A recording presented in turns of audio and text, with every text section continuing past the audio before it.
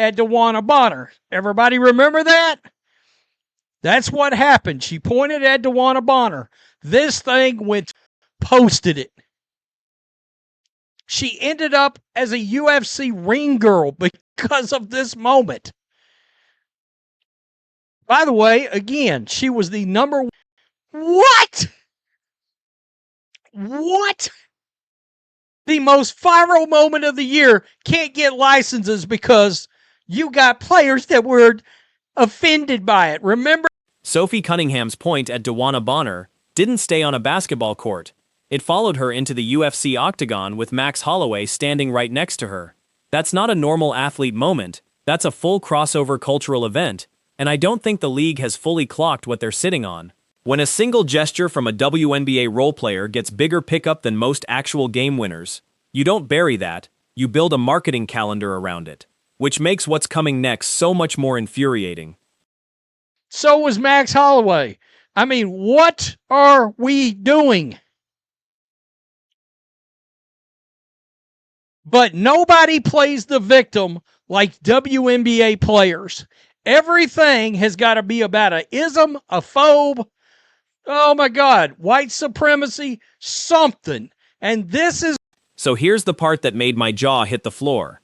Sports business reporter Darren Rovell broke the news that the WNBA Players Association is blocking its own licensees from using the Sophie point, calling it derogatory. Front Office Sports confirmed it, and the union's official line was that they don't monetize player conduct from a confrontation between members. Fine, I get the legal logic. But optically, you're telling me the single most viral image your league produced all year is now radioactive to your own merchandise partners? That's not protecting anybody. That's leaving money on the table during the exact window it's worth the most. What? What? That is absurd. And if I was Sophie Cunningham, I would be kicking and screaming. What? I saw this and was like, oh, this league is ate up with the perpetually offended. Rewind to why this even matters. This point went mega viral for 2 straight weeks. The White House reposted it, and it's the reason Cunningham ended up in the UFC cage in the first place. She was also the most searched woman in sports last year. That's not a fringe internet moment. That's the biggest organic marketing win the WNBA has had in ages, and it came from a role player, not a max contract star. You'd think that's a gift. Apparently not everyone in the building agrees. Posted it. She ended up as a UFC ring girl because of this moment. By the way, again, she was the number one women's trending athlete in the country last year on Google. On Google, the number one was this lady right here, Sophie Cunningham. So that takes us back to Darren Rovell. And that's exactly what's making fans lose it. The most viral moment of the year, and the league can't turn it into a single shirt or poster because it got flagged as offensive. Hey, at the union, is this actually true? Because if it is, you're choosing to sit out on the one thing people actually want to buy. I'm not saying that to be dramatic. I'm saying it because that's genuinely the reaction across sports media right now, and it's hard to argue with. And now they won't issue a license over the Sophie point. They just can't get out of their own way. No, they can't. Hey, losers at the WNBA, at the PA, is this true? If it is, you should stay without fans, views, and money and go back to where you were. I mean, wow. How does DeWanna Bonner have this much power? She quit on the team. This person said no. There's a broader pattern here, too. This league gets accused, fairly or not, of turning almost anything into a bigger storyline than it needs to be, and it hasn't turned a profit in its history. Caitlin Clark is the one who dragged casual sports fans into the tent. When your business decisions keep undercutting your own breakout moments, that's not a media conspiracy against you, that's self-inflicted. This is why this league has never turned a profit.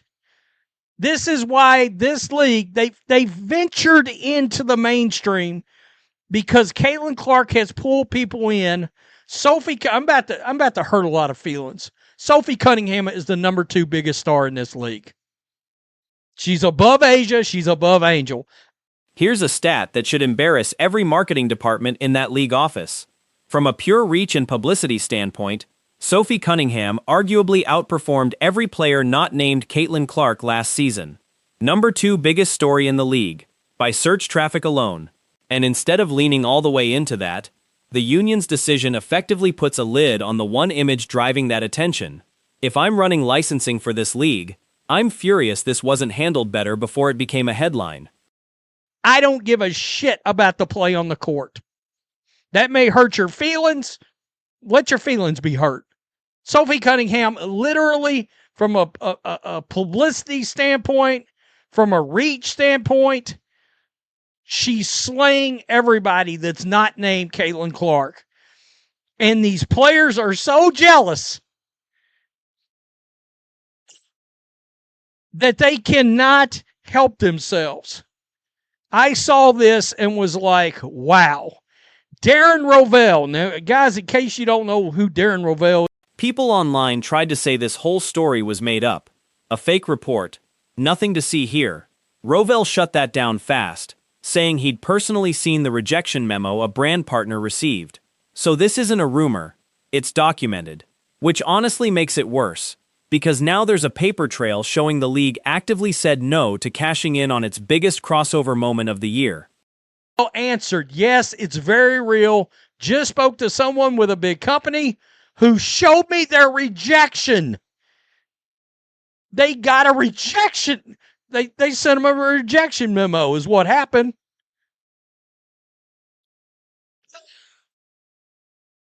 Wow, that is nuts.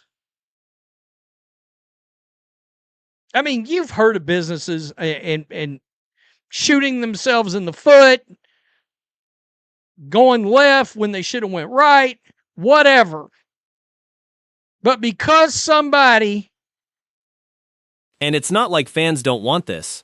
Watch the reaction when kids at Cunningham's basketball camp all lined up to do the signature point for photos. That's the organic demand a marketing team dreams about. Merch practically writes itself from a moment like that. Instead, the league's licensing arm is treating it like a liability instead of the free advertising it actually is. 1 point and the ball. 1 point and the ball. If it's a common foul, look at that. The young lady's black. Look at that. I mean, that's awesome. The most viral moment of the year for any WNBA player has been this point. And of course, she pointed at DeWanna Bonner. Everybody remember that? That's what happened. She pointed at DeWanna Bonner. This thing went. So when the union says no to a license because we consider it derogatory, what they're really saying is they'd rather sit out the biggest earned media win of the year than risk the optics of profiting off a confrontation. I understand the instinct. Protecting players from having an in-game conflict turned into a product is a defensible policy on paper. But defensible on paper and smart business in practice are two very different things, and this league needed the second one a lot more than the first. This league deserves to go out of business. Out of business. I sort of want to quit covering it, to be honest, but I would still make a video on this even if I wasn't actually watching games, just because businesses shoot themselves in the foot all the time. That's not unique to the WNBA. What is unique is doing it with the single most bankable moment your league has produced in years, at the exact moment national attention is at its peak because of Clark, Cunningham, and everyone orbiting that story. You don't get a second run at a viral moment. Once the window closes, it's gone. Probably somebody like Terry Carmichael Jackson. or one of the other Fruit Loops involved with the Players Association, Nike Ogumake. Who else? I mean, who else can we throw in here that was crying behind the scenes? That got offended. It's derogatory. It's disrespectful. And look, I get the fatigue some fans feel with how often this league ends up in the headlines for the wrong reasons instead of the basketball. But that's exactly why a channel like this keeps covering it. When a decision this avoidable becomes national news, it's worth talking through. Win-loss record aside, the league's business office needed a marketing win here, and instead handed the internet another "how did they mess this up" cycle. I mean, when somebody in sports or somebody's does something as stupid as something like this, I'm going to talk about it. By the way, WNBA, that's a lesson for you. Even if this channel went back to covering everything, we would still make these videos. Because you're ignorant, you play the victimhood Olympics, all of that. Tell me what you... Bottom line, the most viral WNBA moment of the season just got benched by the league's own licensing arm, and the internet noticed immediately. Whether or not you buy the union's reasoning, the timing could not have been worse. Tell me in the comments if you think this gets reversed once the backlash settles. And make sure you're subscribed, because this story isn't done playing out. By the way, WNBA, that's a lesson for you. Even if this channel went back to covering everything, we would still make these videos. Because you're ignorant, you play the victimhood Olympics, all of that. Tell me what you think. Make sure you hit subscribe. Good God. It's a clown show. Literally.